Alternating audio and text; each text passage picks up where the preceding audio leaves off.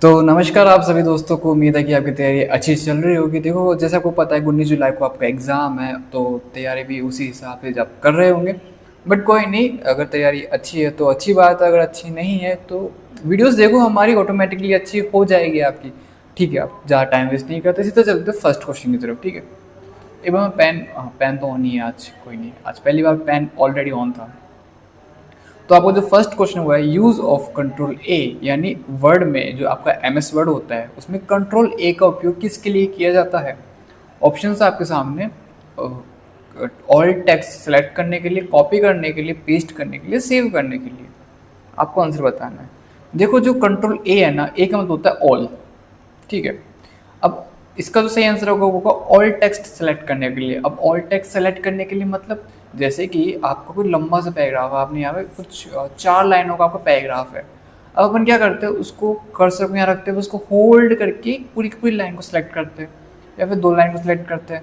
तो कभी कभी होता है ना कि अपन से होल्ड नहीं होता, गलती सेलेक्ट होती ही नहीं लाइनें।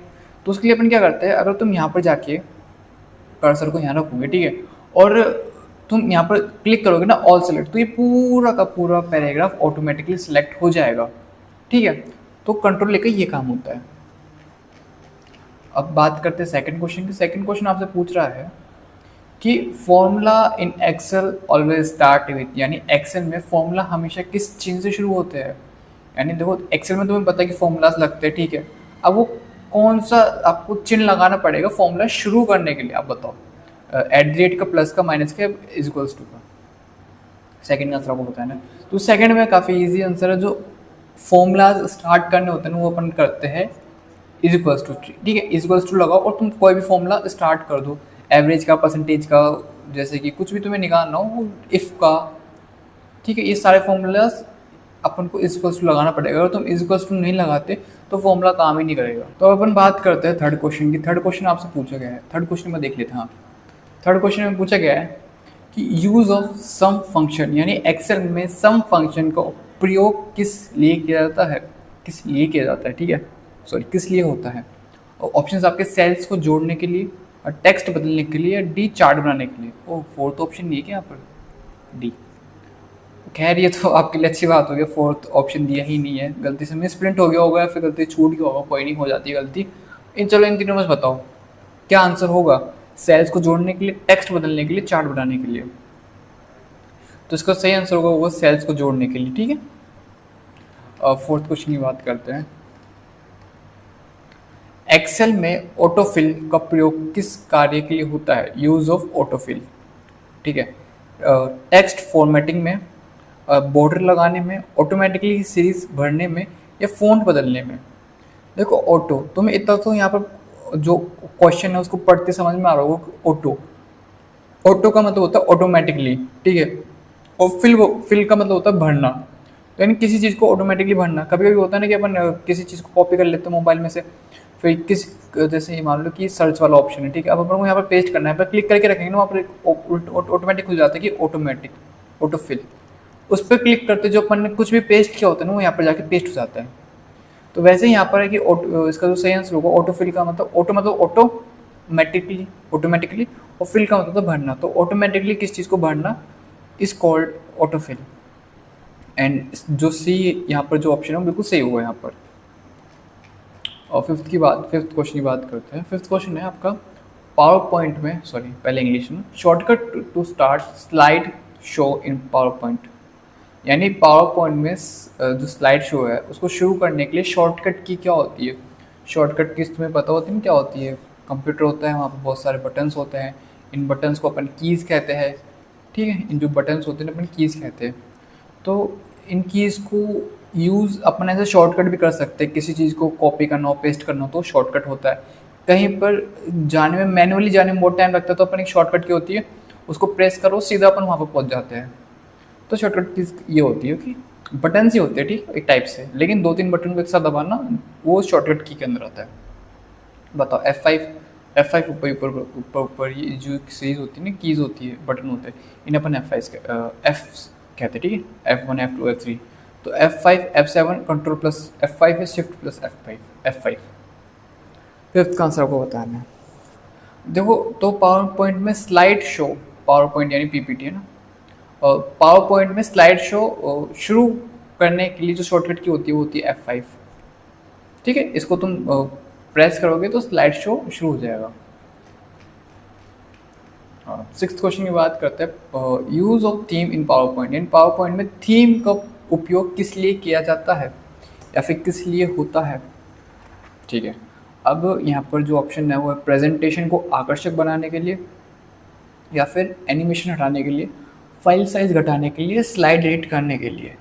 सिक्स्थ का क्या आंसर हो सकता है? देखो, थीम थीम तुम्हें पता है ना, एक वॉलपेपर होता है, एक होता है थीम, जिसमें सब कुछ उस थीम के अकॉर्डिंग आता है। तो काफ़ी सिंपल आंसर है इसका, प्रेजेंटेशन को आकर्षक बनाने के लिए। क्योंकि मान लो चलो जैसे कि ये क्वेश्चन है, अब जैसे कि ये तो तुम्हारी स्टडी के लिए क्वेश्चन है, ठीक है, ये पढ़ाई के लिए क्वेश्चन, तो ये अपन सिंपल रख सकते हैं, ठीक है। लेकिन बड़ी बड़ी कंपनीज में क्या, अपन को जो डिजिटल बोर्ड होता है वहाँ पर अपन को जो प्रोजेक्टर होता है, ठीक है, वहाँ पर शो करके दिखाना पड़ता है। जैसे आपको मान लो कि कंस्ट्रक्टर का काम है, बिल्डिंग इंजीनियरिंग का काम है आपका, ठीक है। अब वहाँ पर बड़ी बड़ी बिल्डिंग्स को शो करना होगा आपको, ठीक है। और अब वहाँ पर आप सिंपली थोड़ा शो कर सकते हो कि ये बिल्डिंग की फ़ोटो, ये बिल्डिंग की फ़ोटो, इसको अपन ऐसा करेंगे, इस एरिया को अपन ऐसे डेवलप करेंगे। ऐसा नहीं होता, ठीक है। वहाँ पर ऊपर कुछ लिखना भी पड़ता है टेक्स्ट के अंदर। अब सिंपल सिंपल तो कुछ भी लिख दोगे, जैसे कि ऐसे कुछ भी तुम लिख दोगे तो अच्छा नहीं लगेगा। लेकिन थीम से क्या हो, थोड़ा सा स्टाइलिश हो जाता है, पूरी पूरी जो जगह होती है वो थोड़ी स्टाइलिश हो जाती है और सब कुछ अच्छा लगता है। तो थीम का काम यही होता है कि प्रेजेंटेशन को आकर्षक बनाने के लिए, ठीक है।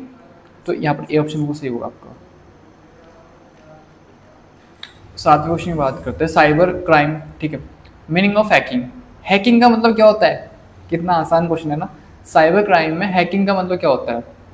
फाइल डिलीट करना, सिस्टम फॉर्मेट करना, सॉफ्टवेयर अपडेट करना, कंप्यूटर को अनियंत्रित, मैं सही पढ़ रहा हूँ, अनधिकृत एक्सेस लेना। अनधिकृत का मतलब क्या होता है? यानी अनवांटेड, यानी बिना किसी की परमिशन के, ठीक है। तो सातवें का आंसर क्या हो सकता है? सातवें का आंसर काफ़ी इजी है। देखो, सॉफ्टवेयर अपडेट करना ये हैकिंग थोड़ी ना होता है। फाइल डिलीट करना ये तो नॉर्मली अपन खुद कर सकते हैं ना। कोई मतलब मान लो अपन को कोई फ़ोटो डिलीट करनी है तो अपन किसी और से मोबाइल हैक करवा रहे हैं कि भाई मेरा ना ये हैक कर दे और मेरी फ़ोटो डिलीट कर दे।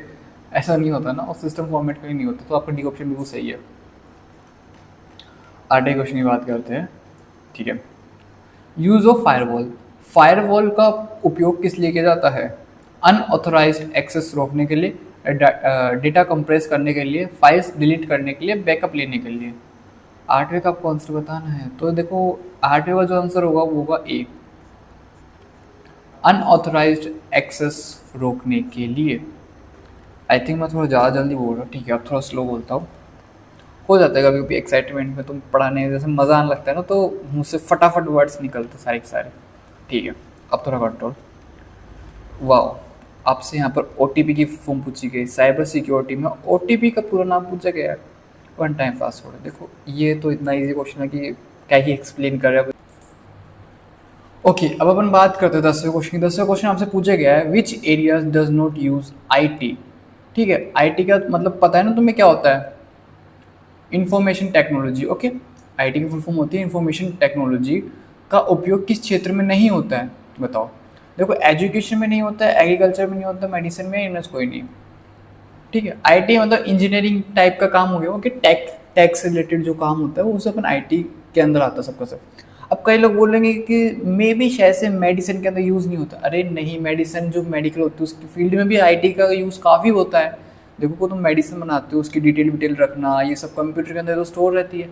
एग्रीकल्चर के अंदर भी काम आता है, क्योंकि जो खेती, किसी खेत वेत को एनालाइज करते हैं तो वो कहाँ पर करते हैं? कंप्यूटर के अंदर तो करते हैं, है ना। जितना भी डेटा जो स्टोर होकर रखता है, या फिर मेडिसिन कुछ भी स्टोर होकर रखते हैं, वो कहाँ पर रखते हैं? वो कंप्यूटर्स के अंदर ही रखते हैं, ठीक है। और फिर कंप्यूटर को एनालाइज करके सब। तो मतलब IT तो इन दोनों जगह काम आता है। एजुकेशन में भी IT बहुत काम आता है। जैसे तुम ऑनलाइन कोर्स कुछ खरीदते हो, ऑनलाइन जो क्लासेस चलते हो, वो कैसे चलते हो? उसके पीछे काफ़ी कोडिंग होती है, तभी तो वो चलती है ना। तो देखो, तीनों जगह काम आता है IT सेक्टर वैसे तो। और यहाँ पर ऑप्शन में दिया है नन ऑफ दिस, यानी इन तीनों में से कोई नहीं। तो इसका ये क्वेश्चन काफ़ी ट्रिकी है, तुम समझना, ये क्वेश्चन थोड़ा सा ट्रिकी है।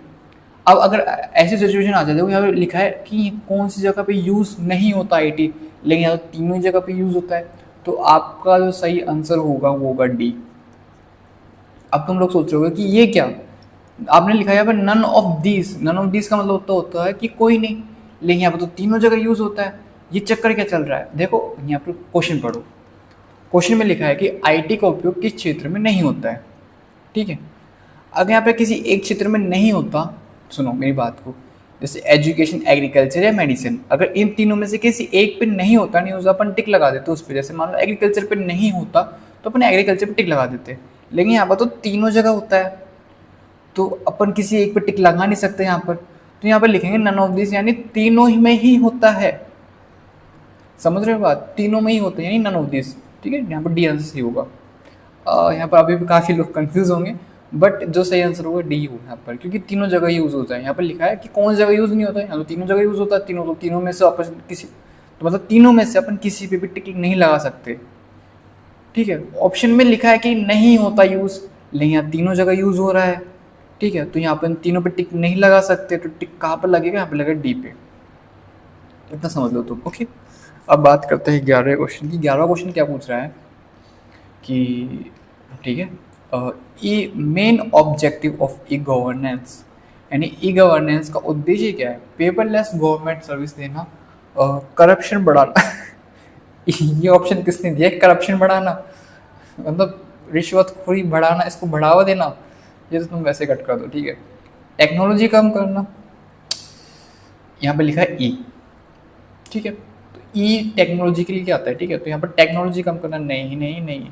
ऑफलाइन सिस्टम को बढ़ावा देना, देखो काफ़ी इजी आंसर, यहाँ तो खुद ऑप्शन चिल्ला चिल्ला के कह रहा है कि मेरे पे टिक लगाओ तुम, तो यहाँ पर आएगा I think paperless, I think यही आएगा, पेपरलेस गवर्नमेंट सर्विस देना, ओके। यहाँ पर जो ए ऑप्शन हो बिल्कुल सही होगा आपका 11वीं का। अब बात करते हैं 12वें क्वेश्चन की, ठीक है। 12वां क्वेश्चन आपसे क्या पूछा गया है कि major e government service of Rajasthan, यानी राजस्थान की प्रमुख ई गवर्नेंस सेवा कौन सी है, ई मित्र, जनधन योजना, या फिर डिजी लॉकर, या आधार कार्ड वाली आधार सेवा। 12वें का बताना, तो देखो इसका आंसर 12वें का काफ़ी ईजी होगा, ई मित्र सेवा, क्योंकि ई मित्र पे ये सब अवेलेबल है। आपका एक ई मित्र ये सारे काम कर सकता है, तो जो प्रमुख सेवा होगी राजस्थान ई गवर्नेंस की वो होगी ई मित्र वाली सेवा, ठीक है। अब बात करते हैं 13वें क्वेश्चन की। 13वां क्वेश्चन आपसे पूछा जा रहा है कि राजस्थान ई मित्र पोर्टल किस उद्देश्य के लिए है, यानी पर्पस ऑफ ई मित्र, आपका जो ई मित्र है वो किस काम के लिए है। अब तो मैं ये मत बोलने लग जाना कि फॉर्म भरने के लिए, नहीं नहीं, और भी कुछ बहुत सारे काम होते हैं। देखो केवल किसानों के लिए, केवल पुलिस के लिए, नागरिकों को ऑनलाइन सरकारी सेवाएं देना, इजी, सी ऑप्शन। दूसरा डी ऑप्शन में को पढ़ना भी नहीं पड़ रहा है यहाँ पर, ठीक है। ट्रांसपोर्ट लाइसेंस देने के लिए ना, ये भी ना, ये भी ना, जो आपका सी आंसर होगा, सी ऑप्शन होगा, बिल्कुल सही होगा। तो 14 क्वेश्चन आपका कि पहले इंग्लिश ना, जन आधार कार्ड रिप्लेस्ड, यानी बदला गया, ठीक है। जन आधार कार्ड किसके स्थान पर शुरू किया गया था, यानी किसके जगह पर शुरू किया गया था, राशन कार्ड की जगह, पैन कार्ड की जगह, वोटर आईडी कार्ड की जगह, भामाशाह कार्ड की जगह। यानी कि इस सेवा को हटाकर आपका जो ये जन आधार कार्ड वो शुरू किया गया था। जिनके पास है या फिर जिनके पास जिन्होंने बदला है उनको तो पता ही हुआ, देखो भामाशाह कार्ड को बदलकर आपकी ये जन आधार कार्ड की सेवा शुरू की गई थी, ओके। वो 14वें में डी आएगा। बात करते हैं 15 क्वेश्चन की। तो 15 क्वेश्चन आपका है कि मेन पर्पस ऑफ राजस्थान संपर्क पोर्टल, यानी राजस्थान संपर्क पोर्टल का मुख्य उद्देश्य क्या है, शिकायत दर्ज करना, पेमेंट करना, या फाइल डाउनलोड करना, या ऑनलाइन टेस्ट देना। गले में एक चीज़ छोड़िए मेरे, ओके। 15 का जो सही आंसर होगा वो शिकायत दर्ज करना, ठीक है। ए ऑप्शन आपको सही होगा 15 का, शिकायत दर्ज करना। संपर्क पोर्टल यानी संपर्क में रहना, अगर आपको कुछ भी प्रॉब्लम लगे तो आप यहाँ पर शिकायत कर सकते हो हमारे राजस्थान वाले पोर्टल पर, ठीक है। 16वें क्वेश्चन की बात करते हैं, यूज़ ऑफ कंट्रोल एस। तुम्हें कंट्रोल एन का मतलब पता है, तुम्हें कंट्रोल पी का मतलब पता है, तुम्हें कंट्रोल सी का मतलब पता है, तुम्हें कंट्रोल, और कितनी शॉर्टकट कीज़ बताई थी मैंने। हालांकि देखो शॉर्टकट कीज़ बहुत इंपॉर्टेंट है, एक दो क्वेश्चन शॉर्टकट कीज़ से हमेशा ही आते हैं, तो शॉर्टकट कीज़ तो तुम याद करके ही जाना, ओके। तो यहाँ पे कंट्रोल एस को पूछा गया है कि कंट्रोल एस किस काम, क्या काम आता है तुम्हारे, ठीक है। फाइल सेव करने के लिए, फाइल ओपन करने के लिए, फाइल क्लोज करने के लिए, प्रिंट करने के लिए। देखो प्रिंट करने के लिए तुम्हें बताया था कि ये होता है control sorry, control plus P वो होता है प्रिंट करने के लिए, ठीक है। तो इसको तुम वैसे हटा दो। सोलह का आंसर क्या हो सकता है, देखो एस का मतलब होता है सेव करना, ठीक है। तो यहाँ पे फाइल सेव करने के लिए जो सही आंसर होगा वो होगा कंट्रोल एस। ए यहाँ पर सही आंसर होगा फाइल सेव करने के लिए, ओके। कंट्रोल पी का उपयोग ये तो मैंने अभी बता दिया था, ठीक है।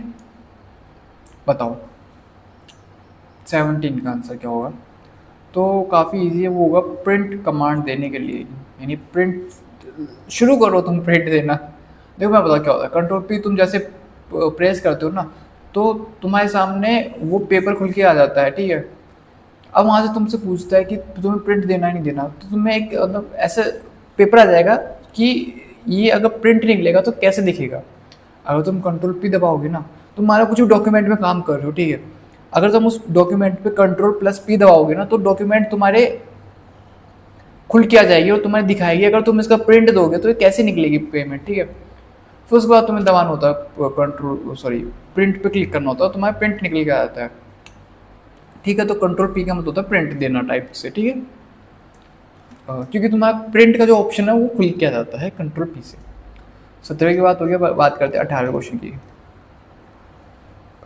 एक सेकेंड, गले में थोड़ी सी प्रॉब्लम। हाँ, तो अब बात करते हैं 18वें क्वेश्चन की। 18वां क्वेश्चन आपसे पूछेगा use of alt plus tab.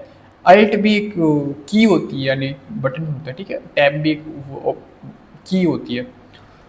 तो इसका जो यूज़ है वो क्यों किया जाता है, मतलब क्या उपयोग है इसका। तो आपके ऑप्शन है विंडोज स्विच करना, या टेक्स्ट सेलेक्ट करना, फ़ॉन्ट साइज बदलना, या रिस्टार्ट करने के लिए। तो इसका जो सही आंसर होगा वो होगा विंडोज स्विच करना, यानी एक विंडो से दूसरी विंडो पे जाना, ओके। 18 में ए आएगा। 19वें की बात करते हैं, तो आपसे पीडीएफ का पूरा नाम पूछा गया है कि पीडीएफ की फुल फॉर्म बताओ। अब बताओ सॉरी सॉरी क्या बोल रहा हूँ ये मैं। Portable document format, public document file, portable data file, या फिर पर्सनल डॉक्यूमेंट फॉर्मेट। 19वें का आपको आंसर बताना है, ठीक है। तो जो 19वें का आंसर होगा वो ए, पोर्टेबल, यानी जिसको अपन रख सके, डॉक्यूमेंट फॉर्मेट, डॉक्यूमेंट को मोबाइल के अंदर जिस डॉक्यूमेंट को रख सके उसे पोर्टेबल डॉक्यूमेंट यानी पीडीएफ कहते हैं। यूआरएल की फुल फॉर्म बतानी है यहाँ पर, full form of URL, URL का पूरा नाम बताना है। ऑप्शंस आपके universal resource link, user reference locator, uniform register link, या फिर यूनिफॉर्म रिसोर्स लोकेटर। चार ऑप्शन आपके सामने। तो इसका भी जो सही आंसर होगा वो होगा यूनिफॉर्म रिसोर्स लोकेटर। आपका यूआरएल की फुल फॉर्म होती है वो होती है यूनिफॉर्म रिसोर्स लोकेटर, ओके। 21वें क्वेश्चन की बात करते हैं आपके। 21वां क्वेश्चन आपसे पूछा गया, ये थोड़ी नई फुल फॉर्म है, क्योंकि हमेशा जैसे कि सीपीयू की फुल फॉर्म पूछ जाती है, बीम यूपीआई की फुल फॉर्म पूछी जाती है, यूपीआई की फुल फॉर्म पूछी जाती है, एचटीटीपी की फुल फॉर्म पूछी जाती है, आईसीटी की काफ़ी कम पूछी जाती है, नहीं। तो बताओ आईसीटी की फुल फॉर्म क्या होगी। जैसे कि ऑप्शन है information and communication technology, internal computer technology, internet communication tool, या फिर इंटरनेशनल कंप्यूटिंग टेक्नोलॉजी। 21वें का आंसर क्या हो सकता है। तो आपके जो 21वें का आंसर होगा वो होगा A, information and communication technology. 22वें क्वेश्चन की बात करते हैं। 22वां क्वेश्चन है who performs arithmetic operations in CPU, यानी सीपीयू में अरिथमेटिक ऑपरेशन कौन करता है, सीयू, एएलयू, एमयू। तुम्हें ये करवाया था शायद से मैंने, ये इस वाली क्लास में कराया था, पिछली क्लास में कराया था, मुझे ठीक से याद नहीं आ रहा, आई थिंक इसी क्लास में है ना। तो सीपीयू में तुम बता दो सीपीयू के मेन पार्ट कौन कौन से होते हैं। देखो कंप्यूटर के मेन पार्ट में सीपीयू आता है, ठीक है। सॉरी सीपीयू नहीं आता, बट जैसे कि सीपीयू क्या होता है, सीपीयू होता है कंप्यूटर का ब्रेन, ठीक है। अब सीपीयू के अंदर कुछ पार्ट होते हैं जैसे कि एएलयू, एमयू, ठीक है। बताया था मैंने तुम्हें। तो बताओ कि जो सीपीयू के अंदर एरिथमेटिक का जो काम होता है वो कौन करता है, ठीक है। ये आपका क्वेश्चन है आपका। तो जो जो अरिथमेटिक का काम करता है, देखो नाम से पता चल रहा है वो होगा एएलयू, ठीक है। बी ऑप्शन यहाँ पर बिल्कुल सही होगा। 22वें में 23वें की बात करते हैं, ठीक है।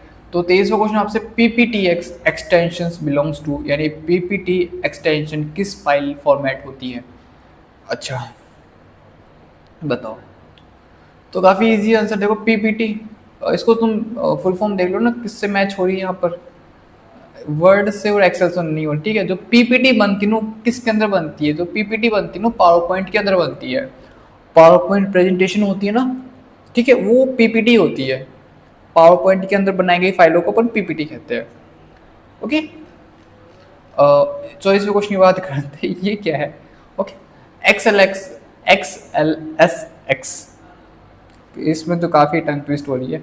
एक्सटेंशन इज ऑफ, यानी जो XLSX एक्सटेंशन है वो किसे दर्शाता है, वर्ड फाइल को, पावर पॉइंट फाइल को, टेक्स्ट फाइल को या एक्सेल फाइल को। इसका भी तुम्हें अंदाजा तो हो ही गया होगा। देखो पावर पॉइंट फाइल के लिए तो अपना तुम्हें पता है PPTX हो गया था, ठीक है, तो ये तो होगा नहीं। अब यहाँ पे देखो क्या लिखा है, यहाँ पे लिखा है XL, तो एक्सेल फाइल डी यहाँ पर बिल्कुल सही आंसर होगा। 25वें क्वेश्चन की बात करते हैं, ठीक है। 25वां क्वेश्चन आपका, कंप्यूटर में इनपुट डिवाइस का उदाहरण कौन सा है, यानी which is an example of input device, keyboard, printer, monitor या स्पीकर। लास्ट क्वेश्चन आपको आंसर बताना है, तो इसका जो सही आंसर होगा वो होगा कीबोर्ड, ठीक है। कीबोर्ड आपका एक इनपुट डिवाइस है, क्योंकि कीबोर्ड के अंदर आप कुछ, जैसे कि कीबोर्ड को जैसे आप कैसे, हाँ, जैसे आप कीबोर्ड से कुछ भी टाइप करते हो तो टाइप कहाँ होता है, वो अंदर जाके टाइप होता है क्या, कहाँ पर, कंप्यूटर के अंदर। तो इनपुट टाइप हो गया, यानी कुछ अंदर, उसके अंदर प्रोग्राम डालना इस टाइप का। ओके, तो आज की क्लास कैसी लगी आपको, उम्मीद है कि समझ में आए होंगे क्वेश्चंस, और बोर तो नहीं हुए होंगे, क्योंकि मैंने ट्राई किया है कि थोड़ा सा इस क्लास को जल्दी खींचा जाए ताकि तुम्हारा टाइम भी कम लगे और तुम्हें समझ में भी अच्छे से आ जाए, ठीक है। तो मिलते हैं नेक्स्ट क्लास में, तब तक के लिए टेक केयर, गुड बाय, सी या।